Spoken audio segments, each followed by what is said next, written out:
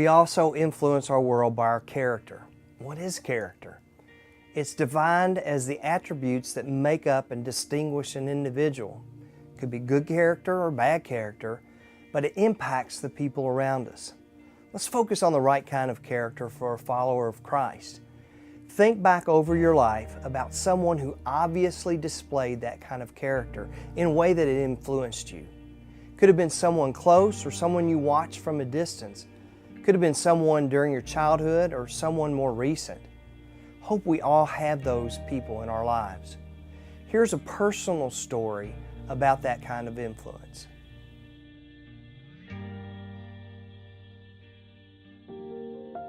Other than my dad, I would have to say my cousin Tommy has been a major positive influence in my life over the years. I'll never forget when I was saved at 8 years old.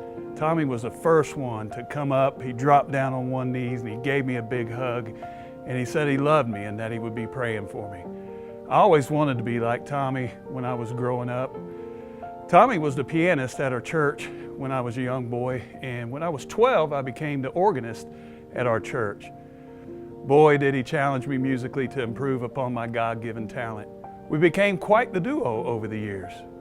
His example taught me to live life, and in whatever I did, to do it with all my might, all my heart, and to the Lord. I remember going through several difficult seasons in my life, and it was during those times that Tommy's godly influence shined bright on me. It was in those difficult times that I was reminded by his example and encouragement to keep my eyes fixed on God and not on man or the things of this world. Proverbs 3:5-6 says, "Trust in the Lord with all your heart. Lean not into your own understanding. In all your ways submit them to Him, and He will direct your paths." To this day, Tommy and I, even though we live in separate states, we keep in consistent contact with one another and encourage each other in the Lord. I am so blessed to have been influenced by him in my life. My challenge today is for you to be that kind of person. You might not realize it, but somebody is always watching you. You're going to leave some type of impression on someone, somewhere. Will that impression help them move closer to Jesus? Most of you can clearly point to the impact others have made on you. But don't you want somebody to look back at you someday and think, "He helped me get here. She helped shape my life"? It can happen. It should happen. But you need to be intentional about developing the right kind of character that will influence your world in the right way. I was a youth pastor for a lot of years. I've looked back over that ministry and I've seen some mistakes. I've seen a lot of failures, many times when I just gave less than my best. I really love those kids that I worked with, but I know I could have done better.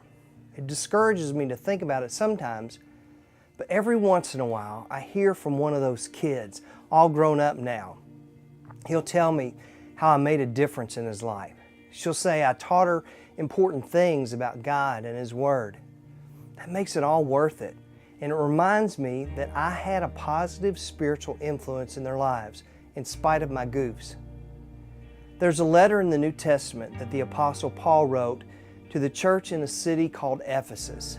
He stated, "For He chose us in Him before the creation of the world to be holy and blameless in His sight." That's a tall order. Basically, Paul was saying we need to be like Christ. Now, God's not in the habit of giving us unattainable goals just to make us feel like failures. He won't complete this transformation of making us like Jesus till we get to heaven. Until then, we're in a process of change. We should be able to look at our lives and see that we're more like Him today than we were a year ago or 6 months ago. As long as we keep moving in the right direction, we're in process. As we approach this holiness God called us to, we begin to make an impression on those around us. We don't have to be protesting against something, but we have to keep standing for Jesus and learning to respond to people the way He did. That involves living with integrity.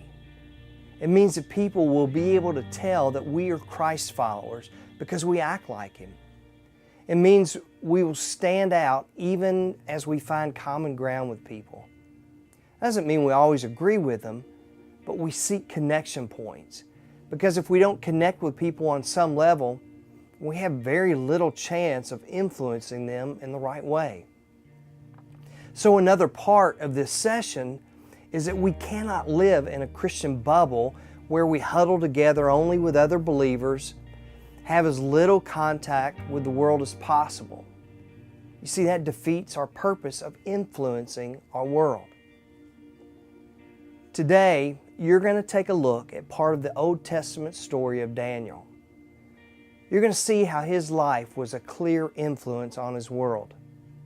He seemed to stand alone in the story, but it's important to realize that he had encouragement. He had accountability in his life.